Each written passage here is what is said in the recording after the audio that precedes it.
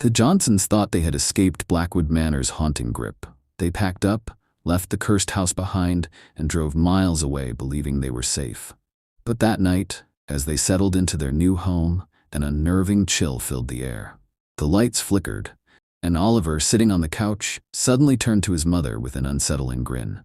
"She's here," he whispered, his voice not quite his own. "She's in the mirror." Claire froze, heart pounding, as she glanced nervously at the nearby mirror. It was reflecting the room, but something felt off. Slowly, they turned to look at the boy again. He wasn't smiling anymore. His eyes were dark, empty. But the reflection didn't change. The woman in the dark dress, the one who had terrorized them in Blackwood Manor, was standing in the mirror, staring back at them. And she wasn't just a reflection. She was waiting. Mark Johnson had always dreamed of a peaceful life away from the noise of the city. When he found an old Victorian house in the countryside town of Blackwood, it felt like fate. The house was large, with sprawling hallways, antique furniture, and a grand staircase that led to a mysterious attic. Despite its eerie, abandoned state, Mark saw potential. His wife, Claire, was hesitant, but their children, Ethan, 14, Lily, 10, and little Oliver, 5, were excited about their new home.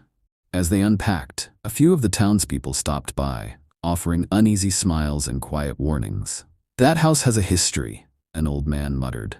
"You do well to leave before it's too late." Mark, ever the skeptic, laughed it off. The first week was peaceful, but odd things began happening. At night, the Johnsons heard faint whispers echoing through the halls, and the old chandelier in the living room would sway as if touched by invisible hands. Oliver was the first to mention her. "The lady in the dark dress comes to my room," he said one morning at breakfast. "She sings to me." Claire's heart tightened.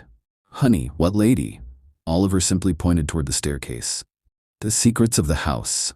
Ethan and Lily, being older, were naturally curious. One afternoon, they decided to explore the house further, ending up in the attic.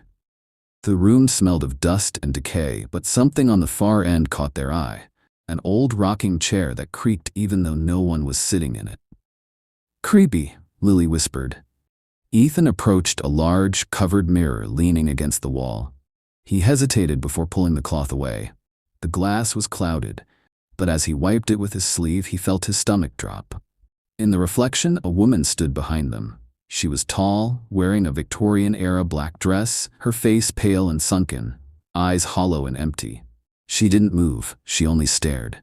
Ethan spun around. Nothing was there. But when he looked back into the mirror, her lips were moving, whispering. The attic door slammed shut. Lily screamed, and Ethan banged against the door. Suddenly, the whispers grew louder, echoing through the attic. The air turned frigid, their breath visible. Then, just as suddenly, the door creaked open. They ran downstairs, panting, their mother rushing to them. "There's something wrong with this house," Ethan gasped. Mark dismissed their fears, chalking it up to imagination. "Old houses make strange noises. There's no such thing as ghosts," he insisted. That night, everything changed. The woman in the dark dress, Claire, woke up to soft crying. Assuming it was Oliver, she got out of bed and walked toward his room. But as she stepped into the hallway, she saw a shadow move at the end of the corridor. A tall, thin figure. Claire's blood ran cold. "Mark?" she whispered. The figure stepped forward, slowly, deliberately. The dim light revealed her. Victorian dress, lifeless eyes, hands reaching forward. Claire stumbled back, heart hammering. But as she blinked, the figure vanished. Shaken, she ran to Oliver's room and found him sitting up in bed, whispering to someone unseen. "Who are you talking to, sweetie?" she asked, forcing calm into her voice. "The lady," Oliver whispered. "She says I belong to her." Claire yanked him out of bed and rushed to Mark, her voice shaking as she explained everything. But before Mark could react, a loud thud echoed from downstairs. Ethan and Lily ran into the room, terrified. "The mirror," Ethan gasped. "The mirror in the attic, it's not just a reflection, she's inside it." A chilling wail filled the house, and the lights flickered. The truth uncovered.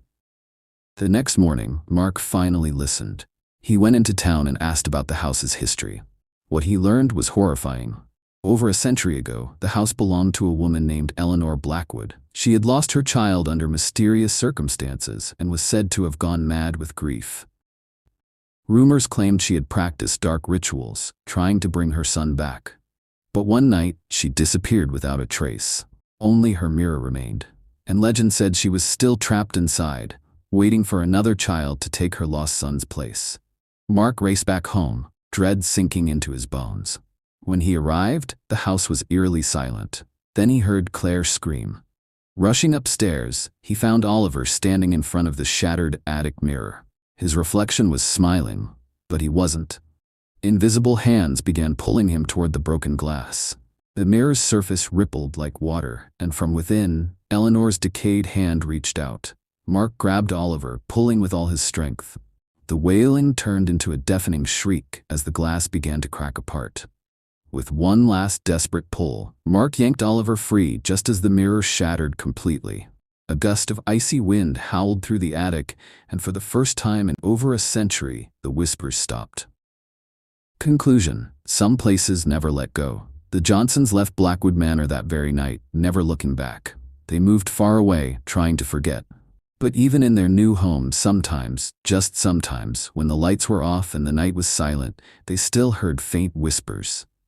Because some spirits never rest.